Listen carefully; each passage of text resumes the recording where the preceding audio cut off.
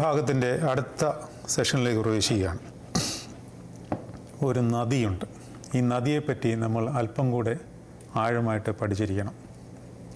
ഇത് അത്യുന്നതൻ്റെ വിശുദ്ധ നിവാസത്തെ സന്തോഷിപ്പിക്കുന്നതാണ്. സങ്കീർത്തനത്തിൽ എഴുതിയിരിക്കുന്നത് അതിൻ്റെ തോടുകൾ ദൈവത്തിൻ്റെ നഗരത്തിന് അല്ലെങ്കിൽ അത്യുന്നതൻ്റെ വിശുദ്ധ നിവാസത്തെ സന്തോഷിപ്പിക്കുന്നതാണ്. ഇത് പരിശുദ്ധാത്മാവിൻ്റെ നദിയാണെന്ന് നമ്മളിപ്പോൾ പഠിച്ചു കഴിഞ്ഞു അല്ലേ?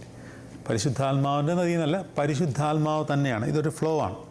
കർത്താവിൻ്റെ ക്രൂശ് മരണത്തോടുകൂടി അത് സൃഷ്ടി മുഴുവൻ വ്യാപരിച്ചു അല്ലെങ്കിൽ സ്പ്രെഡ് ചെയ്യപ്പെട്ടതിൻ്റെ പ്രതീകമായി അന്തരീക്ഷത്തിൽ കൂടി ചീറ്റിക്കൊണ്ട് ആദാമിൻ്റെ വായിലേക്ക് ഇറ്റിറ്റ് വീഴുകയാണ്.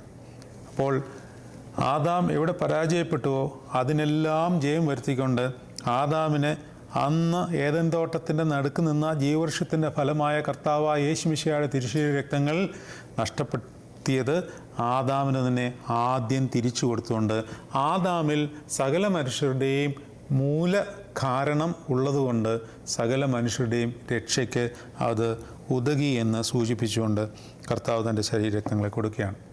ഇനിയും കർത്താവ് പരിശുദ്ധാത്മാവിലാണ് നമ്മളോട് സംസാരിക്കുന്നത്. പരിശുദ്ധാത്മാവ്, ഈ പരിശുദ്ധാത്മാവിനെ പറ്റി നമ്മൾ ശരിക്കും ബോധ്യമുള്ളവരായിരിക്കണം.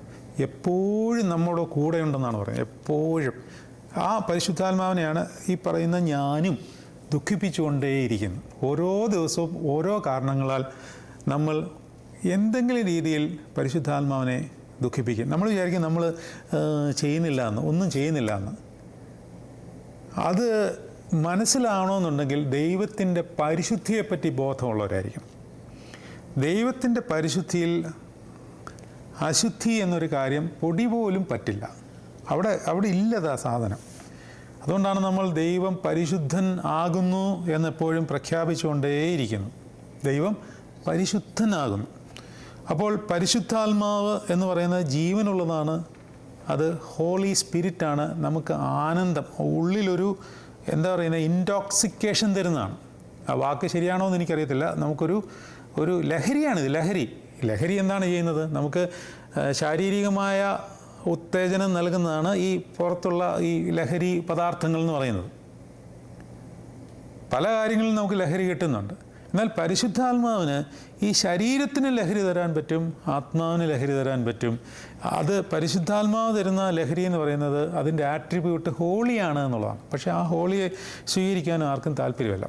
അപ്പോൾ നമുക്ക് അതുമായിട്ട് ബന്ധപ്പെട്ട് ഈ നദിയെ, ഈ പരിശുദ്ധാത്മാവിനെ എങ്ങനെയാണ് നമ്മളുടെ ഈ പാപാവസ്ഥയിൽ നിന്നുകൊണ്ട് തന്നെ നമ്മൾ അനുഭവിച്ചറിയേണ്ടത് എന്നുള്ളത് യെഹെസ്കേലിൻ്റെ ഒരു പുസ്തകത്തിലെ അധ്യായമായിട്ട് ബന്ധപ്പെട്ട് നമ്മളൊന്ന് പഠിച്ചിരിക്കണം. അത് അറിഞ്ഞിരിക്കേണ്ട ഒരു മർമ്മമാണ്. നമുക്കെടുക്കാം യെഹെസ്കേലിൻ്റെ പുസ്തകം 47-ാം അധ്യായം. 47-ാം അധ്യായത്തിൽ പ്രവാചകൻ കാണുന്ന ഒരു ദർശനം വളരെയധികം ശ്രദ്ധേയമായി ഇതിനോട് ചേർന്ന് പഠിക്കേണ്ടതാണ്. എന്താണ് അവിടെ എഴുതിയിരിക്കുന്നത്? 47-ാം അധ്യായം 1 വാക്യം തൊട്ട് നമുക്കൊന്ന് വായിച്ചു നോക്കാം. ആ അധ്യായം മുഴുവൻ വായിക്കേണ്ടതാണ്. എന്നാലും നമുക്ക് സമയത്തിൻ്റെ പരിമിതിയുള്ളതുകൊണ്ട് അതിൻ്റെ പ്രധാന ഭാഗങ്ങൾ മാത്രം ഇപ്പോൾ വായിക്കാം. അവൻ എന്നെ ആലയത്തിൻ്റെ പ്രവേശത്തിങ്കൽ മടക്കിക്കൊണ്ട് വന്നപ്പോൾ ആലയത്തിൻ്റെ ഉമ്മരപ്പടിയുടെ കീഴിൽ നിന്ന് വെള്ളം കിഴക്കോട്ട് പുറപ്പെടുന്നത് ഞാൻ കണ്ടു. ആലയത്തിൻ്റെ മുഖം കിഴക്കോട്ടല്ലോ. കണ്ടോ? നമ്മൾ ഈ കിഴക്കോട്ട് തിരിഞ്ഞ് പ്രാർത്ഥിക്കുന്നത് എന്തുകൊണ്ടാണെന്നൊക്കെ ചോദിക്കുമ്പോൾ ഇതിന് ഒരുപാട് വചനാടിസ്ഥാനങ്ങളുണ്ട്. അപ്പോൾ ദൈവം എല്ലായിടത്തും ഇല്ലേ? ദൈവം എല്ലായിടത്തും ഉണ്ട്. എങ്ങോട്ട് തിരിഞ്ഞു വേണേലും പ്രാർത്ഥിക്കാം എന്നുള്ളതൊക്കെ നമുക്ക് അംഗീകരിക്കാൻ സാധിക്കുമെന്ന് ചോദിച്ചാൽ സാധിക്കും. പക്ഷേ ദൈവാരാധനയ്ക്ക് ഒരു ഓർഡറുണ്ട്. ആ ഓർഡറിലെ ആ കാര്യങ്ങൾ ക്രമീകരിക്കപ്പെട്ടിട്ടുള്ളൂ. വെളിപാട് പുസ്തകത്തിലെ 4, 5, 6 അധ്യായങ്ങളെല്ലാം സ്വർഗത്തിൽ എങ്ങനെ ആരാധന നടക്കുന്നു എന്ന് പ്രതിപാദിച്ചിരിക്കുന്നത് വായിച്ചാൽ അവിടെ ഒരു ഓർഡറുണ്ട്. ആ ഓർഡറിലാണത് നടത്തപ്പെടുന്നത്. അപ്പോൾ ഇവിടെ എഴുതിയിരിക്കുകയാണ് ആലയത്തിൻ്റെ മുഖം കിഴക്കോട്ടാണ്. അപ്പോൾ കിഴക്കോട്ട് തിരിഞ്ഞ് നമ്മൾ പ്രാർത്ഥിക്കുന്നതിൻ്റെ ഒരു വേദവസ്ഥ അടിസ്ഥാനം അതാണ്. ഞാനൊരു വീഡിയോ അതിനുവേണ്ടി മാത്രം ചെയ്തിട്ടുണ്ട്, എന്തുകൊണ്ട് കിഴക്കോട്ട് തിരിഞ്ഞുകൊണ്ട് പ്രാർത്ഥിക്കുന്നു. വേറെ ഒരുപാട് ബൈബിൾ റെഫറൻസസും പുതിയ നിയമത്തിൽ നിന്നുള്ള റെഫറൻസസും എല്ലാം അതിനകത്ത് ഉണ്ട്. സെർച്ച് ചെയ്താൽ നിങ്ങൾക്ക് ലഭിക്കും. അപ്പോൾ ബാക്കി വായിച്ചേ. ആ വെള്ളം ആലയത്തിൻ്റെ വലത്തുഭാഗത്ത് കീഴെ നിന്ന് യാഗപീഠത്തിന് തെക്ക് വശമായി ഒഴുകി. അപ്പോൾ അതെങ്ങോട്ടാണ് ഒഴുകുന്നത്? ആ ആലയത്തിൻ്റെ പ്രധാന വലത്തുകൂടി എങ്ങോട്ടാണ്? അത് യാഗപീഠത്തിലോട്ട് ഒഴുകുകയാണ്. മനസ്സിലായോ? കിഴക്കോട്ട് ഒഴുകുകയാണ് ആ നദി, തെക്ക് ഭാഗത്തുകൂടി. അപ്പോൾ ഈ പ്രവാചകനെ ആ ദർശനമുള്ള ഗോപുരത്തിൽ കൂടി പുറത്തെ ഗോപുരത്തിലേക്ക് ചുറ്റി നടത്തിക്കൊണ്ട് പോയി വെള്ളം വലത്തുഭാഗത്തു കൂടി ഒഴുകുന്നത് ഞാൻ കണ്ടു. ആ പുരുഷൻ, ഇനിയാണ് ശ്രദ്ധിക്കേണ്ടത്, ചരടുമായി കിഴക്കോട്ട് നടന്നു. അപ്പം നദി ഇങ്ങനെ കിഴക്കോട്ടൊഴുകുകയാണ്. അപ്പോൾ എന്താ സംഭവിച്ചിരിക്കുന്നത്?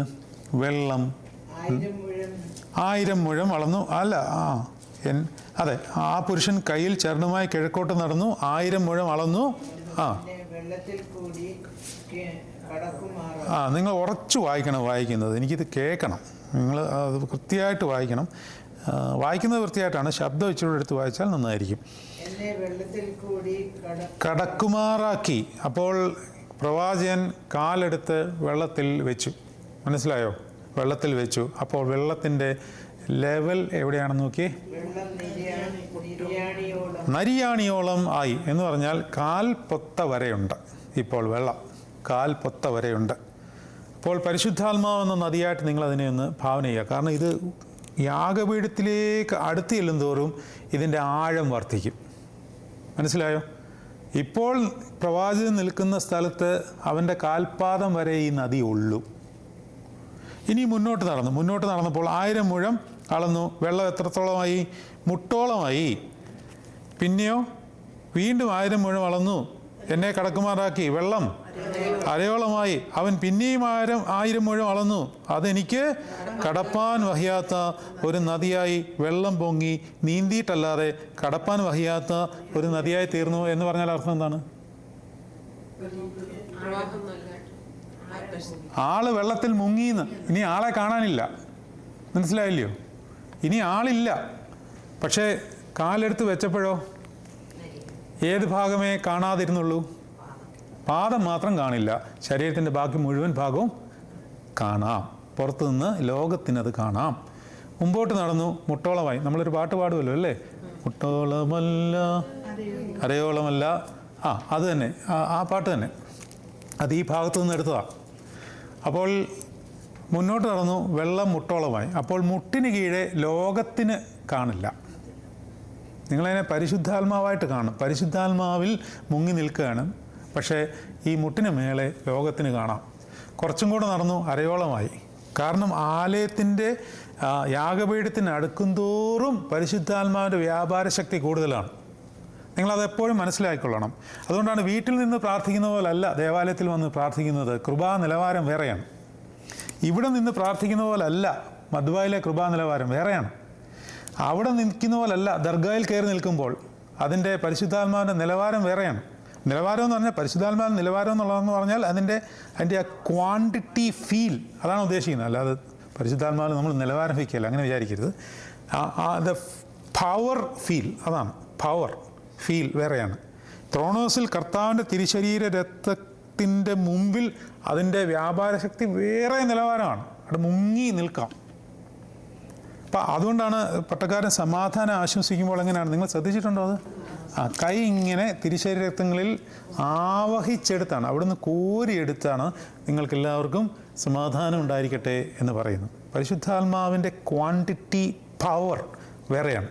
ഇത് തന്നിട്ടാണ് കർത്താവ് പോയിരിക്കുന്നത്. വെറുതെ ചുമ്മാ പറഞ്ഞിട്ടല്ല, ഇത് തന്നിട്ടാണ് കർത്താവ് പോയിരിക്കുന്നത്. അപ്പോൾ ആലയത്തിനടുത്തോട്ട് വരുമ്പോൾ അതിൻ്റെ ശക്തി നിലവാരം വേറെ വേറെയാണ്. അതുകൊണ്ടാണ് ചിലർ ചോദിക്കത്തില്ലേ, വീട്ടിൽ ഇരുന്ന് പ്രാർത്ഥിച്ചാൽ പോരേ? മതി, വീട്ടിൽ ഇരുന്ന് പ്രാർത്ഥിച്ചോളൂ. ഇവിടെ ഒന്ന് പ്രാർത്ഥിച്ച് നോക്ക്. നേരം ആ കൃപ പവറിൻ്റെ വ്യത്യാസം നമുക്കറിയാൻ പറ്റും. വീണ്ടും അവൻ അടുത്തേക്ക് ചെന്നപ്പോൾ അരയോളമായി, കഴുത്തോളമായി, പിന്നെ മുങ്ങി. അപ്പോൾ അടുത്ത് എന്ന് കഴിഞ്ഞാൽ പിന്നെ ആളില്ല. പിന്നെ ആരേ ഉള്ളൂ? പരിശുദ്ധാത്മാവേ ഉള്ളൂ, അല്ലെങ്കിൽ കർത്താവ് മാത്രമേ ഉള്ളൂ. ഇനിയും ഇതിനകത്ത് ശ്രദ്ധിക്കേണ്ട മറ്റൊരു കാര്യം, അങ്ങേയറ്റത്ത് ആദ്യം കാലെടുത്ത് വെച്ചപ്പോൾ എന്തുമാത്രമേ കാണാതിരിക്കുന്നുണ്ടായിരുന്നുള്ളൂ? പാദം മാത്രം. ബാക്കി എല്ലാ ഭാഗവും കാണാം എന്ന് പറഞ്ഞാൽ അതിൻ്റെ അർത്ഥം ബാക്കി ശരീരത്തിൻ്റെ എല്ലാ ഭാഗത്തിന്മേലും പിശാചിന് അധികാരം കൊണ്ടുവരാം. പാദത്തെ തൊടാൻ പറ്റില്ല, കാരണം പാദം പരിശുദ്ധാത്മാവിൽ മുങ്ങി നിൽക്കുകയാണ്. അവിടെ ഒന്നും ചെയ്യാൻ പറ്റില്ല, കംപ്ലീറ്റ്ലി കവേർഡ്. അപ്പോൾ പ്രവാചകനെ മുമ്പോട്ട് നടത്തി, മുട്ടോളമായി. ഇനിയും മുട്ടിന് താഴെ പിശാചിന് അധികാരവും അവകാശവും ഇല്ല, ഒന്നും ചെയ്യാൻ പറ്റില്ല.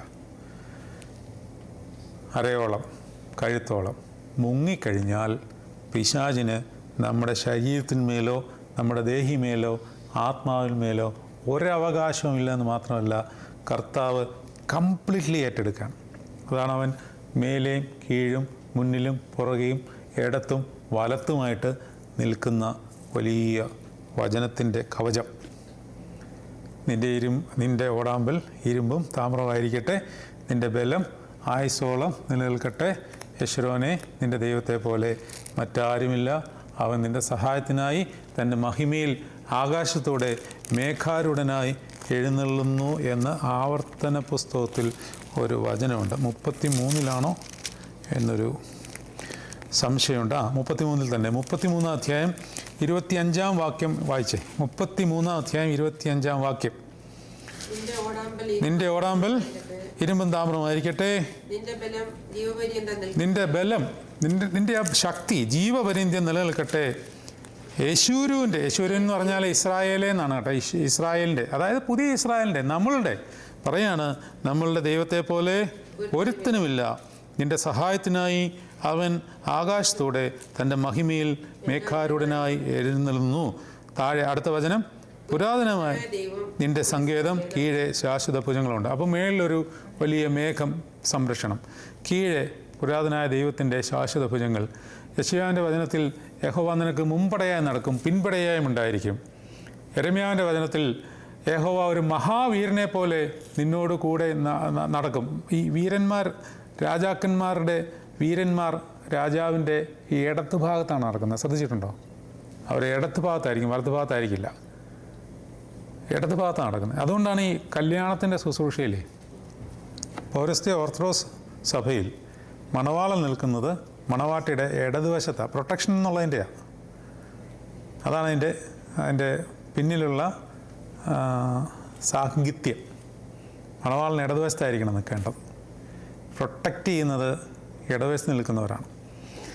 ഇനിയും യഹോവ നിൻ്റെ ദൈവമായിരുന്നുകൊണ്ട് നിൻ്റെ വലങ്കൈ പിടിച്ചിരിക്കുന്നു എന്നൊരു വചനമുണ്ട്. എന്ന് പറഞ്ഞാൽ ഞാൻ പറഞ്ഞുകൊണ്ട് വന്ന ഇത്രയേ ഉള്ളൂ. മുകളിലും താഴെയും മുമ്പിലും പുറകിലും ഇടത്തും വലത്തും മതിലായി നിന്നുകൊണ്ട് നമ്മളുടെ കൂടെ നിന്ന് സഹായിക്കുന്ന പരിശുദ്ധാത്മാവിൻ്റെ ആ ഒരു സ്വരൂപഭാവം നമുക്ക് അനുഭവപ്പെടണമെങ്കിൽ ഇതിൽ മുങ്ങണമെന്നുണ്ടെങ്കിൽ അടുത്തേക്ക് വരണം. ഓരോ നൊയമ്പ് കഴിയുമ്പോഴും കഴിഞ്ഞ വർഷത്തെ അവസ്ഥയിനേക്കാളിൽ പിന്നോട്ട് പോയോ മുന്നോട്ട് പോയോ, അതോ അവിടെ തന്നെ നിൽക്കുവാണോ? പിന്നോട്ട് പോയെങ്കിൽ അത് ഭീകരമായ അവസ്ഥയാണ്. അവിടെ തന്നെ നിന്നാലും പോരാ, ഇത് മുന്നോട്ട് വരണം, അടുത്തടുത്ത് വരണം. അതാണ് പറയുന്നത്, ദൈവത്തിൻ്റെ അടുക്കിലേക്ക് ചെല്ലുവീൻ, അവൻ നിങ്ങളുടെ അടുക്കിലേക്കും വരും. ഒരുപാട് നടക്കണ്ട, നമ്മൾ നടക്കുമ്പോഴേ അവൻ ഇങ്ങോട്ട് വരും. പക്ഷേ നമ്മൾ ആ ഇനിഷ്യേറ്റീവ് ആദ്യം എടുത്ത് അടുത്തേക്ക് ചെല്ലുവാനുള്ള ആത്മദാഹം, അങ്ങനെയുള്ളവനോട് പറയുകയാണ് എൻ്റെ അടുക്കിലേക്ക് വരിക. കണ്ടോ, ആത്മദാഹം ഉള്ളവനോട് കർത്താവ് വിളിക്കുകയാണ്, ദാഹിക്കുന്ന ഏവനും എൻ്റെ അടുക്കിലേക്ക് വരട്ടെ. ആ നദി ഏറ്റവും അടുത്ത് ചെല്ലുമ്പോഴാണ് അതിൽ മുങ്ങുന്നത്. എല്ലാവർക്കും കിട്ടും. ആർക്കാ ലഭിക്കാതെ പോയിരിക്കുന്നത്? എൻ്റെ ക്രിയേഷന് വേണ്ടി ഇത് സ്പ്രെഡ് ചെയ്തിരിക്കുന്നതുകൊണ്ട് എല്ലാവർക്കും ഇത് കിട്ടും. പക്ഷേ അടുത്ത് നിൽക്കുന്നവന് കിട്ടുന്ന ആ നിറവും, അങ്ങ് അകലെ വെള്ളത്തിൽ പാദം മാത്രം ചവിട്ടി നിൽക്കുന്നവന് കിട്ടുന്ന കൃപാവരത്തിൻ്റെ ശക്തി, വ്യാപാരവും വ്യത്യാസമാണ്. അതാണ് നമ്മിൽ വ്യാപരിക്കുന്ന വ്യാപാര ശക്തിയാണ് ഇതെന്ന് പറയുന്നത്. ഫിലിപ്പിയർ 3:21 വായിക്കേ. ഫിലിപ്പിയർ 3:21. അതാണ് ദൈവത്തിൻ്റെ പരിശുദ്ധാത്മാവ് ഒരു വ്യാപാര ശക്തിയാണ്. ഈ ശക്തി വ്യാപാരം അടുത്ത് വരുമ്പോൾ മാത്രമാണ് അതിൻ്റെ നിറവ് അനുഭവിക്കേണ്ടി വരുന്നത്. അവൻ സകലവും തനിക്ക് കീഴ്പ്പെടുത്തുവാൻ കഴിയുന്ന തൻ്റെ വ്യാപാര ശക്തി കൊണ്ട്, ആ വ്യാപാര ശക്തിയാണ് ഈ പരിശുദ്ധാത്മാവ്, ഈ നദിയാണത്. അങ്ങനെ കഴിയുന്നതിന് താഴ്ചയുള്ള ശരീരത്തെ തൻ്റെ മഹത്വമുള്ള ശരീരത്തിന് അനുരൂപമായി രൂപാന്തരപ്പെടുത്തുമെന്നാണ് പറയുന്നത്. അപ്പോൾ ഈ ഉള്ളിലിരിക്കുന്ന വ്യാപാര ശക്തിയാണത്. ഈ ഉള്ളിലിരിക്കുന്ന വ്യാപാര ശക്തി വഹിച്ചുകൊണ്ട് നടക്കുന്നവനാണ് മാസം തോറും പുതിയ ഫലങ്ങൾ കായ്ക്കുന്നതെന്ന് എസ്കേലിൻ്റെ പുസ്തകം താഴോട്ട് പറയുന്നുണ്ട്. ഇങ്ങനെ ഈ നദി ചെന്ന് ചേരുന്നിടത്തൊക്കെയും അത് പത്യമായി തീർന്നിട്ട് സകലവും ജീവിക്കും. കർത്താവ് എന്താ പറഞ്ഞിരിക്കുന്നത്? ഞാനൊരു കാര്യം പറയാം, നിങ്ങളത് പൂരിപ്പിക്കണം. ഞാൻ നിങ്ങൾക്ക് ഡാഷ് തരുവാനുമാണ് വന്നിരിക്കുന്നത്. പറയാമോ? നിത്യജീവനല്ല, അതൊക്കെ കർത്താവ് തരുന്നുണ്ട്. അതൊക്കെ ഈ വചനം അതുപോലെ, ഞാൻ നിങ്ങൾക്ക് ഡാഷ് തരുവാനുമാണ് വന്നിരിക്കുന്നത്. സമൃദ്ധിയായി തരുവാനുമാണ് വന്നിരിക്കുന്നത്. ആദ്യത്തെ ഡാഷ് ഏതാണ്? ഞാൻ നിങ്ങൾക്ക്, ആ സമൃദ്ധി എന്തിൻ്റെ സമൃദ്ധിയാണെന്നുള്ളത് ആദ്യത്തെ ഭാഗത്ത്. ഞാൻ നിങ്ങൾക്ക് ജീവൻ നൽകുവാനും അത് സമൃദ്ധിയായി തരുവാനുമാണ് വന്നിരിക്കുന്നത്. എന്താ അതിൻ്റെ അർത്ഥം? ജീവനില്ലേ നമുക്കൊക്കെ? എന്താണ് ജീവൻ? കർത്താവിൻ്റെ ജീവൻ എന്ന് പറയുന്നത് ഇത് വേറൊരു ജീവനാണ്. ആ ജീവൻ എന്താണ്? ഇപ്പോൾ അത് സമൃദ്ധിയാക്കണമെന്നാണ്. എന്ന് പറഞ്ഞാൽ അടുത്തടുത്തേക്ക് വന്നുകൊണ്ടേയിരിക്കണം, എന്നാലേ ഇത് സമൃദ്ധിയായിട്ട് കിട്ടത്തുള്ളൂ. നിങ്ങളെ ഒരാൾ അസഭ്യം പറഞ്ഞു, നിങ്ങൾ തിരിച്ച് അതേ ഭാഷയിൽ പറഞ്ഞാൽ അതൊരു തരം ജീവനാണത്, ഒരു തരം നിങ്ങളിലുള്ള ജീവനാണ്. നിങ്ങളെ ഒരാൾ അതേ അസഭ്യം പറയുമ്പോൾ നിങ്ങൾ അതിനേക്കാളിൽ വൃത്തികെട്ട ഭാഷയിൽ അസഭ്യം തിരിച്ചു പറഞ്ഞാൽ പ്രത്യേക ഒരു തരം ജീവനാണത്. എന്ന് പറഞ്ഞാൽ ഒരു നെഗറ്റീവ് ജീവനാണത്.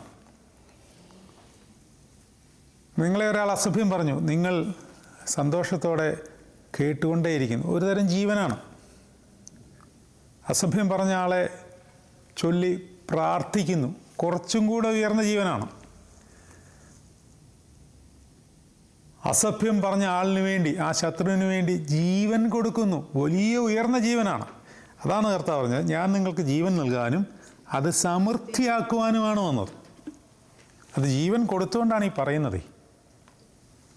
അപ്പോൾ അങ്ങനെ സമൃദ്ധിയായി അവരുടെ ഉള്ളിൽ മാസം തോറും ദിവസം തോറും അവർ പുതിയ ഫലം കായ്ച്ചുകൊണ്ടേയിരിക്കും. അങ്ങനെ ഫലം കായ്ക്കണമെങ്കിൽ ഈ നദിക്ക് അക്കരയും ഇക്കരയുമായിട്ട് നിൽക്കണം. എന്ന് പറഞ്ഞാൽ മുങ്ങി തന്നെ നിൽക്കണമെന്ന്.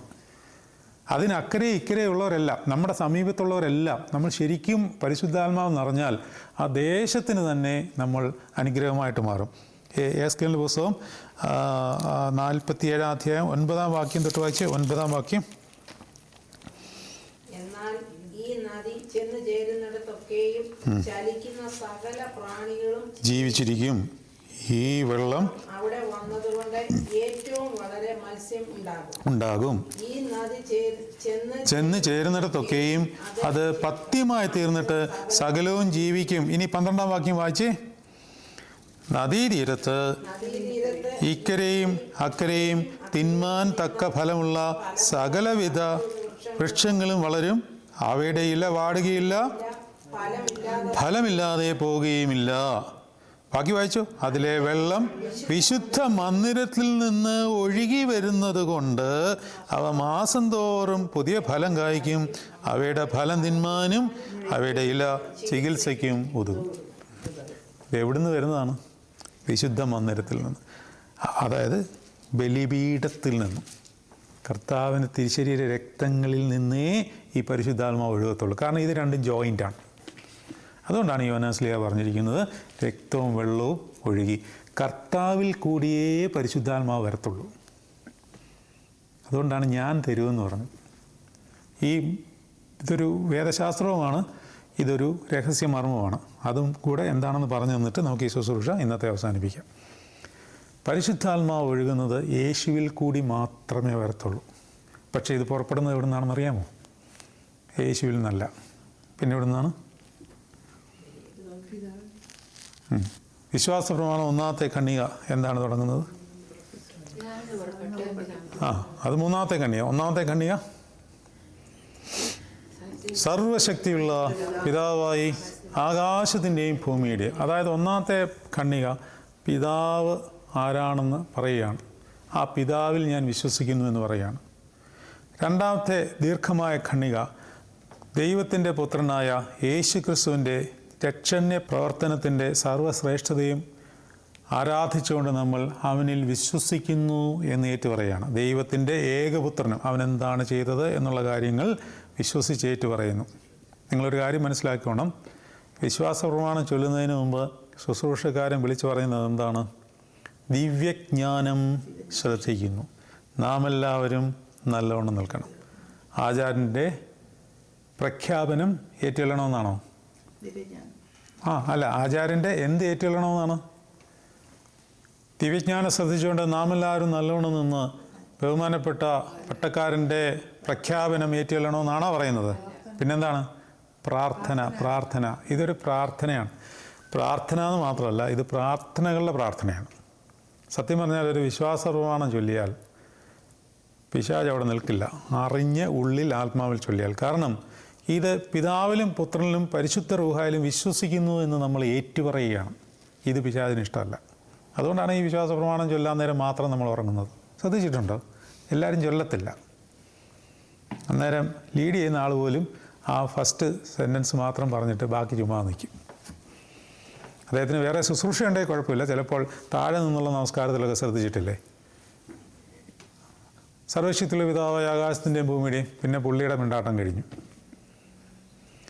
ഇത് എല്ലാവരും ചേർന്ന് ഉച്ചത്തിൽ ചൊല്ലിയാൽ ഇത് ഭയങ്കര ശക്തിമത്തായ ഒരു എക്സോസിസം പ്രെയർ പോലെയാണ്. കർത്താവ് യേശുവിൽ അല്ലെങ്കിൽ ത്രിയേക ദൈവത്തിൽ ഒരുവൻ വിശ്വസിക്കുന്നു എന്ന് കേൾക്കുന്നത് പിശാചിന് ഇഷ്ടമല്ല. കാരണം അവൻ ആദാമിലും ഹവ്വായിലും തകർത്തത് ദൈവത്തിലുള്ള വിശ്വാസമാണ്.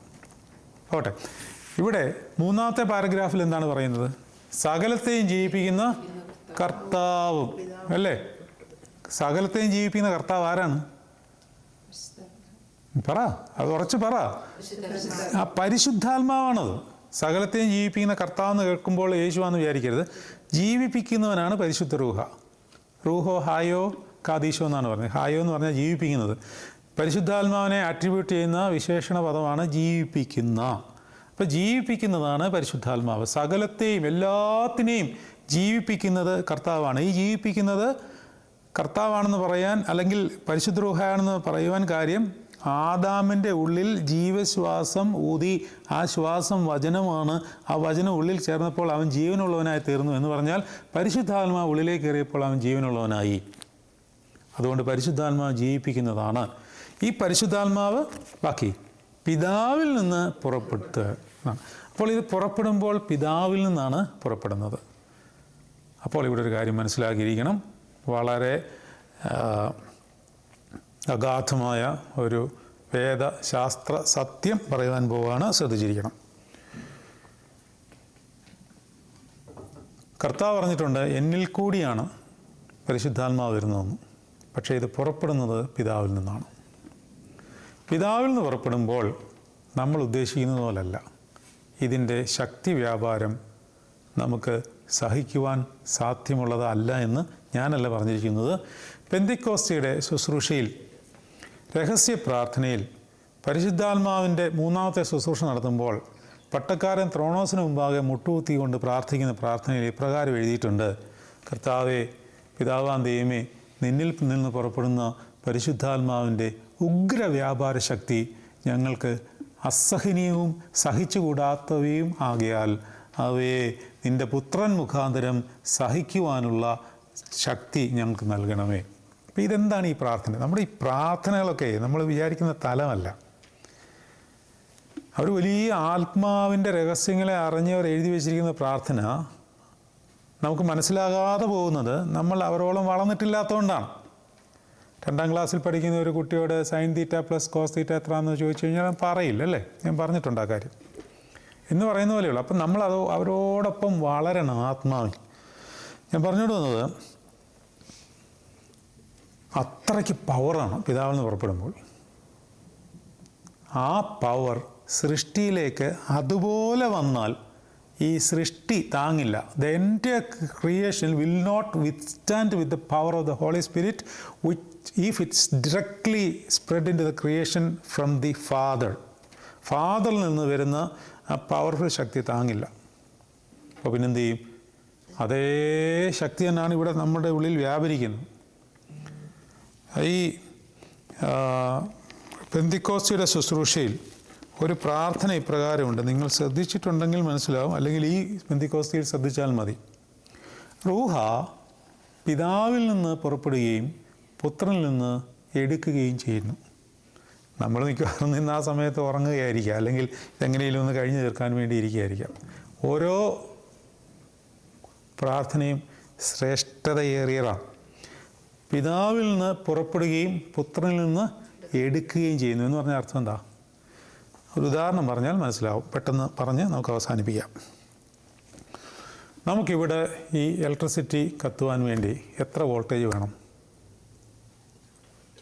ഒരു 250, 240 അല്ലെ 230. ഇവിടെ എത്രയാണെന്ന് എനിക്കറിയത്തില്ല ഈ രാജ്യത്ത്, പക്ഷേ 110 മതി. അപ്പോൾ നമുക്ക് തൽക്കാലം കേരളത്തിലേക്ക് പോവാം. കേരളത്തിൽ 240 കിലോ വാട്ട്സ് ഓഫ് ഇലക്ട്രിസിറ്റി ഒരു വീട്ടിൽ മതി, അല്ലെങ്കിൽ സാധാരണ ഒരു ഇലക്ട്രിസിറ്റി ഫംഗ്ഷൻ അത്രയും മതി. ഇത് ഉൽപ്പാദിപ്പിക്കുന്നത് എവിടെയാണ്? പവർ സ്റ്റേഷനിൽ, അതായത് ഇടുക്കിയിലെ മൂലമറ്റം ഹൈഡ്രോ ഇലക്ട്രോണിക് പ്രോജക്റ്റിലാണ് ഇത് ഉൽപ്പാദിപ്പിക്കുന്നത്. അവിടെ എത്രയാണ് ഉൽപ്പാദിപ്പിക്കുന്നതെന്ന് അറിയാമോ? Lakhs and kilowatts of ഇലക്ട്രിസിറ്റിയാണ് അവിടെ ഉൽപ്പാദിപ്പിക്കുന്നത്. അതിൻ്റെ പവർ അത്രയുണ്ട്. ഒരു 230 വാട്ട്സ് ഇലക്ട്രിസിറ്റി നമ്മളെ കറണ്ട് അടിച്ചിട്ടുണ്ടെങ്കിൽ, നിങ്ങളെ എപ്പോഴും അടച്ചിട്ടുണ്ടെങ്കിൽ നിങ്ങൾക്ക് മനസ്സിലാവും, ഒരാളെ തീർക്കാൻ അത്രയും മതി. ഒരാൾ മരിച്ചു പോകാൻ അത് മതി. എന്നാൽ നിങ്ങൾ ഈ രാജ്യത്ത് അണ്ടർഗ്രൗണ്ട് ട്രെയിൻസിൻ്റെ ഇലക്ട്രിസിറ്റി വലിച്ചിരിക്കുന്ന പാളത്തിലാണോ മേളിലാണോ? ഇവിടെ എനിക്കറിയത്തില്ല. പാളത്തിലല്ലേ? പാളത്തിലുള്ള ഇലക്ട്രിസിറ്റിയിലെ ലെവൽ എത്രയാണെന്നറിയാമോ? 10,000 വാട്ട്സ് ഒക്കെ ഉണ്ട്. അതിൽ തൊട്ട് കഴിഞ്ഞാൽ അപ്പോഴേ കരിഞ്ഞു പോകും നമ്മൾ. യൂറോപ്പിലൊക്കെ ഞാനവിടെ ശുശ്രൂഷ ചെയ്ത കാലഘട്ടങ്ങളിൽ എനിക്കറിയാം, ഈ ട്യൂബ് സ്റ്റേഷൻ്റെ പാളങ്ങളിലേക്ക് എടുത്ത് ചാടി ആത്മഹത്യ ചെയ്യുന്നവരുണ്ടായിരുന്നു. പെട്ടെന്ന് തീരും, കറണ്ട് അടിക്കുന്ന പോലും അറിയത്തില്ല. അത്രയ്ക്ക് പവറാണ്.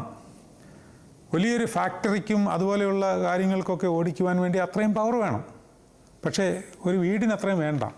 അത്രയും വന്നു കഴിഞ്ഞാൽ വീട് കരിഞ്ഞു പോകും, കാരണം പവർ കൂടുതലാണ്. എന്നാൽ മൂലമറ്റത്ത് ഉൽപ്പാദിപ്പിക്കുന്ന ഇലക്ട്രിസിറ്റി മുഴുവൻ ഈ വീട്ടിലേക്ക് വന്നാൽ വീടും ആ ദേശവും കരിഞ്ഞു പോകും. പക്ഷേ അത് തന്നെയാണ് ഇവിടെ വരുന്നത്. അപ്പോൾ എന്താണ് ഇവിടെ സംഭവിച്ചുകൊണ്ടിരിക്കുന്നത്?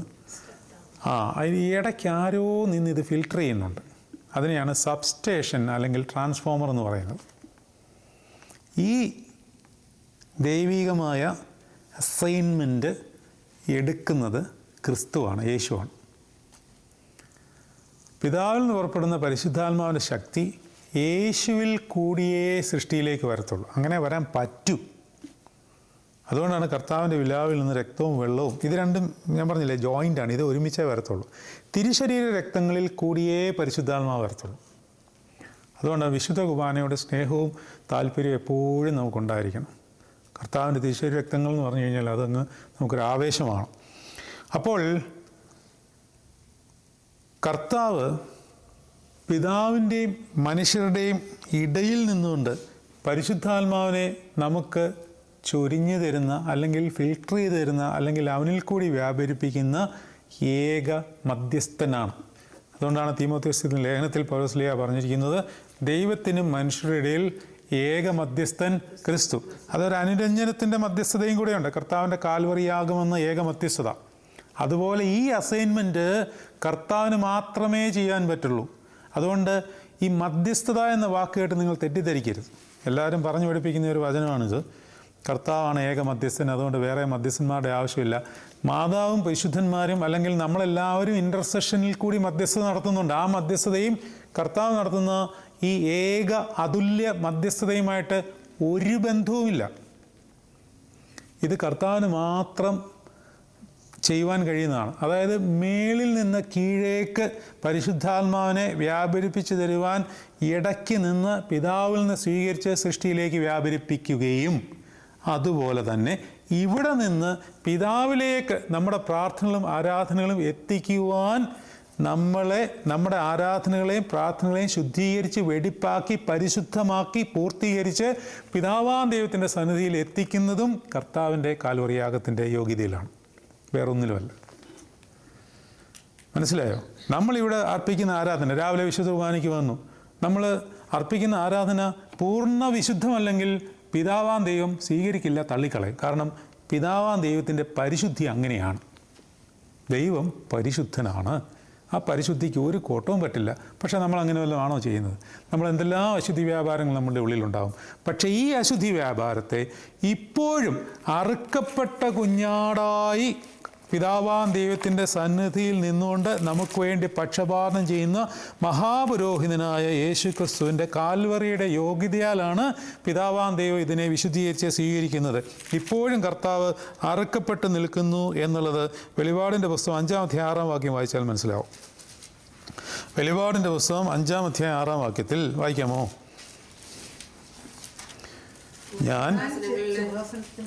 ഞാൻ സിംഹാസനത്തിൻ്റെയും 4 ജീവികളുടെയും നടുവിലും മൂപ്പന്മാരുടെ മധ്യത്തിലും ഒരു കുഞ്ഞാട് അറുക്കപ്പെട്ടതുപോലെ നിൽക്കുന്നത് കണ്ടു. ഈ കുഞ്ഞാട് അറുക്കപ്പെട്ട് നിൽക്കുക ഇപ്പോഴും.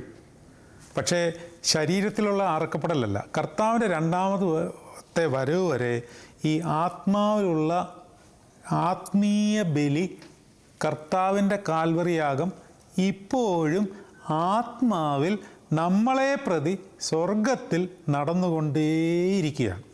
ഇത് ഞാനല്ല പറഞ്ഞത്, യോഹന്നാൻ ശ്ലീഹ കണ്ട വെളിപാടാണ്. വേദപുസ്തകം പറയുന്ന കാര്യം. ഇത് കണ്ടിന്യൂസ് പ്രോസസ്സാണ് until the second coming of Jesus Christ. അവിടെ പിന്നെ പുതിയ ആകാശവും പുതിയ ഭൂമിയും ഒക്കെ ഉണ്ടാവും. അതുകൊണ്ട് നമുക്ക് പരിശുദ്ധാത്മാവിൻ്റെ ഈ മർമ്മത്തെപ്പറ്റി ധ്യാനിക്കാം, പഠിക്കാം. ഇനിയും ഉയർപ്പിൻ്റെ നാളിലേക്ക് ലക്ഷ്യം വയ്ക്കുമ്പോൾ എന്താണ് നമ്മൾ ആഗ്രഹിക്കേണ്ടത്? പരിശുദ്ധാത്മാവിനെ തരണം. പരിശുദ്ധാത്മാവ്, ഇതിനെപ്പറ്റി നമ്മൾ എപ്പോഴും പരിശുദ്ധാത്മാവെ പരിശുദ്ധാത്മാവെ പരിശുദ്ധാത്മാവെ ചിന്തിച്ചുകൊണ്ടേയിരിക്കണം. പരിശുദ്ധാത്മാവ് നമ്മുടെ ഉള്ളിൽ വരാൻ യേശുവിനെ സ്നേഹിക്കണം. യേശുവിനെ സ്നേഹിക്കണമെങ്കിൽ യേശുവിൻ്റെ മുറിവിനെ ധ്യാനിക്കണം. ആരോ എന്നോട് ചോദിച്ചു, എങ്ങനെയാ അച്ഛാ മുറിവിനെ ധ്യാനിക്കുന്നത്?